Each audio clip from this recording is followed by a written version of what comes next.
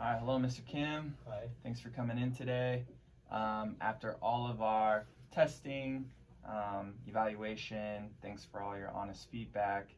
It seems like you've been having some pain on the right side here after you had a dental procedure over there a couple weeks ago, and you feel like this kind of dull, achy, throbby pain right here. And then I asked you to point it out, and you pointed to right here, and that's actually our masseter muscle. Okay, so we have muscles of mastication. We can have our masseter, our temporalis, and other muscles that contribute to us chewing, talking, daily functions, right? So just based off diagnosis and our evaluations, we think that you have a myofascial pain with your masseter muscle. So if you clench your teeth together, go ahead and do that for me. You feel a little bit tensing here, right? And even when you do that, you may feel a little tensing here as well.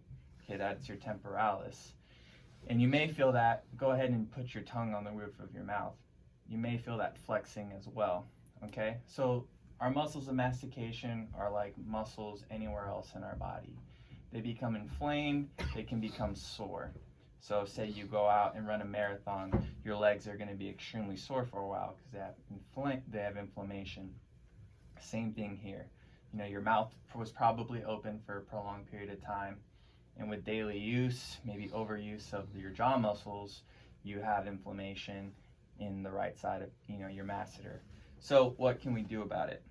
So essentially, we want to only have our teeth together when we're talking, chewing, and swallowing. And when you really think about it, when we have those actions throughout the day, that's only a really small amount of our day. At rest, we should have our teeth apart and your tongue to the floor of your mouth. So what I want you to do is maybe set an alarm on your phone for every hour, and then once that alarm goes off, I want you to see what your teeth are doing. You'd be surprised maybe seeing that your teeth may be touching or your tongue might be on the roof of your mouth. So if you do find that those instances are occurring, what I want you to do, try a couple things. You could say M, M, M, and just relax. Go ahead and try. M, M, M. And notice where your teeth are. You're just naturally repositioning your jaw in its natural position. Your teeth are apart. Your tongue is on the floor of your mouth. And that's kind of where you need to be. Now that's going to take some practice, right?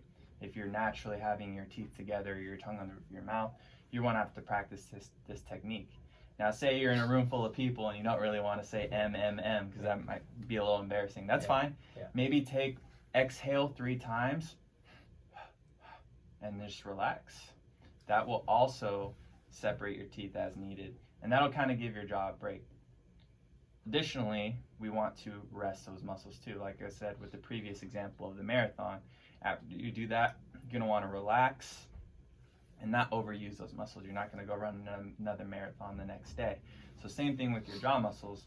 You don't want to eat super chewy foods and really overwork those muscles. So try to avoid like gum or like a chewy steak. Give your muscles a break to relax. Try to avoid like biting your fingernails or anything that would cause any overuse, okay? Now we can do things to also bring blood flow to the area to help with that inflammation. So warm compresses are really great at that. 2 to 4 times a day, just go ahead and heat up a moist compress in the microwave, or they sell some compresses at like a CVS or a Walgreens. And you can apply that to the area, 20 minutes on, 20 minutes off, maybe at nighttime when you're just watching TV, just relaxing, just to kind of promote that blood flow to the area.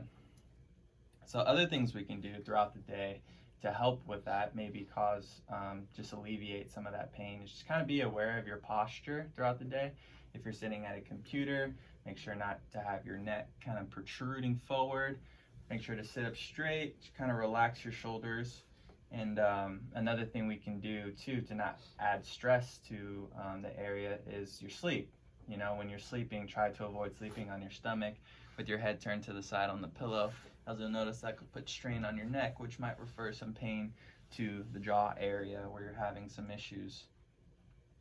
Another thing you can do is do some self massages, and that'll also bring blood flow to the area, some gentle stretching techniques, things like that. We talked about diet modification.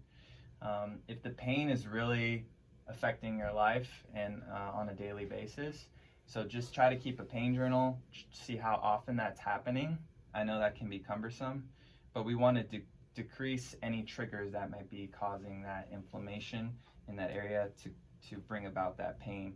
Try to modify any unhealthy like neck or jaw muscle habits, or caffeine can also be something that causes the muscles to tense up. So, we all drink coffee in the morning, allows us to do what we need to do throughout the day, but just kind of be cognizant of that. Nicotine does the same thing as well. So having a healthy diet, modifying what we do with caffeine and nicotine can also help. Stress is a really big one too that can cause muscle tensing and stress. So things like diaphragmatic breathing, what that is just kind of using breathing down here, will cause things to relax, cause vasodilation, and just allow you to relax a little bit more and not to put increased stress on those muscles. Sleep hygiene is really, really important. If we have consistent going to bed and wake up times, that can help kind of regulate our system and avoid undue stress. So when you're going to bed, try to avoid blue light, like from your phone or TV, a couple hours before you go to sleep. Make sure it's like a colder environment that'll allow you to get into that deeper sleep, and try to get as close as you can to 8 hours of sleep a night in a comfortable position to allow things to kind of heal up, and that'll help things kind of calm down. So we talked about sleep. Being physically active can really help. And we want to also avoid any alcohol or late and large meals, okay? And that's just gonna help you with your sleep as well. Do you have any questions about anything I talked about, your diagnosis, maybe some of the things that you can do to help out with your pain? No, doctor, you are very thorough. Thank you so much for your tips. Yeah, of course. And if you're still having issues, feel free to come back. Maybe we can try some medications that might help calm down that inflammatory process. And if you noticed too, when we were doing our evaluation, you had a little bit of a click on the left side, not on the right side where you're having your pain. That's nothing to worry about. About 33% of the population has some sort of click or pop in their jaw. As long as it's not painful, there's nothing that we really need to do about it. Just understand that that's kind of a variation of normal there. But thanks again for coming in today. Sounds good. Thank you.